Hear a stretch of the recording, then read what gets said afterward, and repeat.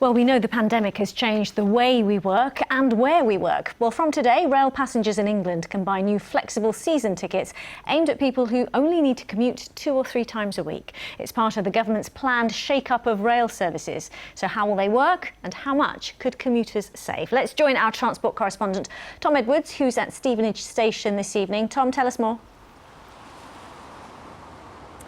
Yeah, well, it's not really a season ticket, actually. What you can do now is you can buy 8 tickets, which you can use over 28 days, and for that you will get a discount between 5 and 20%. I've been looking at some of the options. So, for example, from here, from Stevenage into London, King's Cross, the flexible ticket is going to cost you £22.12. The normal return anytime, £23.90. So you can see there you're saving £1 a day. Guildford in Surrey into London Waterloo, the flexible fare will be £24.20. The anytime is £27.60. So again, you're saving £3 More savings from Brighton into London Victoria. The flexible fare is £45.23.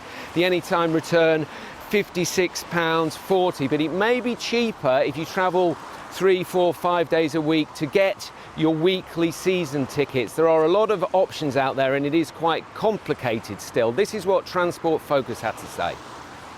The flexible season tickets that go on sale today will be good news for some, but not for all. So it's important that people use the calculator that's being put onto the National Rail Enquiry's website. It may be that the traditional season ticket is still better value, so it's great that there still remains both options. OK, Tom, so what about reaction from commuters?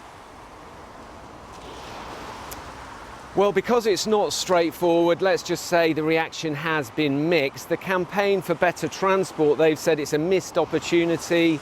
There does not appear to be any savings that we had hoped for. Also, crucially, this does not apply to stations in London. That's because it's a zonal system and it's covered by the Oyster card. Labour on the London Assembly said it falls far short of the reformed fares desperately need. This is what passengers had to say about working from home, the new flexible working, and also the reaction from train operators. Looking at working a bit more flexibly, so giving us a choice to work at home or in the office a few days a week.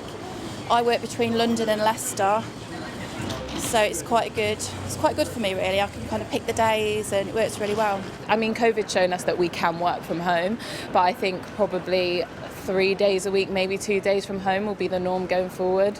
So as people start to return to the office after the pandemic, we know that they're going to travel differently, 2 or 3 days a week at home, perhaps 2 or 3 days a week in the office. And these new flexible season tickets will mean that they can save money whilst working like that. But as train companies, we want to go even further and totally reform the fare system so that people can have tap in and tap out technology, and commuters all across the country benefit from that, and instead of having to buy a ticket up front and know their plans in advance.